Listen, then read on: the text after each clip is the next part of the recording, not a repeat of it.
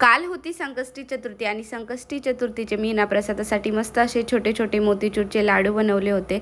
तर त्यासाठी ना मी 1 वाटी बेसन पीठ घेतलं होतं आणि थोडं थोडं पाणी मिक्स करून याचं घट्टसर असं बॅटर करून घेतलं होतं की जशी बुंदी काढता येईल। याच्यात थोडंसं मीठ आणि थोडंसं तेल टाकून देखील घेतलं होतं।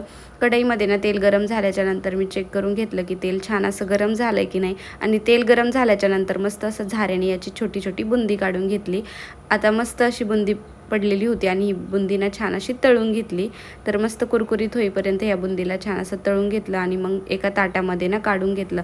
आता या बुंदीचे असे देखील लाडू बनवू शकतो, पण म्हणलं मोतीचूरच्या बुंदीची लाडू ना छोटी छोटी बुंदी असते, त्यामुळे मिक्सरला ना फक्त असं पल्स मोडवर याला थोडंसं फिरवून घेतलं, एकदम असं दरदरा, जेणेकरून त्याला मोतीचूरच्या लाडू टेक्स्चर येईल। आणि त्यानंतर ना कढईमध्ये पाक करायला घेतला। आता 1 वाटी बेसन पिठासाठी ना मी 1.5 वाटी इथं साखर घेतलेली आणि 1.5 वाटीच पाणी घेतलेलं, कारण मोतीचूरच्या लाडूचा पाक ना जास्त असा आपल्या ज्या रेग्युलर लाडूसारखा जास्त घट्ट नसतो, 1-2 तारीचा नसतो, एकदम असं पातळ असतो।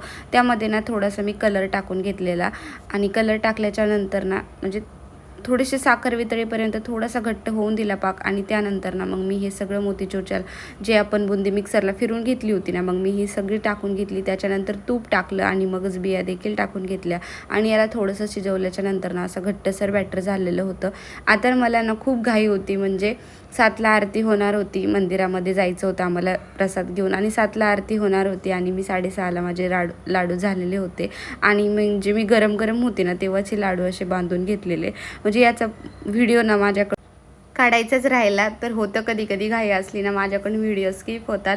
तर त्यानंतर मस्त असे मी रेडी झाले आणि श्रीशाला पण तिच्या पप्पांनी मस्त असं रेडी केलेलं होतं आणि आम्ही रेडी होऊन खाली गेलो तर पाऊस सुरूच झालेला होता, पण अंतर काही एवढं नव्हतं, मंदिरात जवळच होतं, त्यामुळे मग आम्ही गेलेलो आणि पटकन पोहोचलो तर तिथं आरती सुरूच झालेली होती आणि मस्त असं दर्शन वगैरे घेतलं। आणि श्रीशाने आरती चालू झाली ना खूप अशी छान मस्त क्लॅप क्लॅप करत असते। तर दर्शन वगैरे घेतलं, देवाला प्रसाद वगैरे चढवला आणि सगळ्यांना प्रसाद देखील वाटला आणि घरी आल्याच्या नंतर ना मस्त अशी घरच्या देवाची आरती केली आणि आज खरंच खूप असं प्रसन्न वाटत होतं। तर असा होता माझा आजचा दिवस। व्हिडिओ आवडला असेल तर प्लीज चॅनलला लाईक आणि सबस्क्राईब करा। भेटूया आपण पुढल्या नवीन व्हिडिओमध्ये, तोपर्यंत बाय।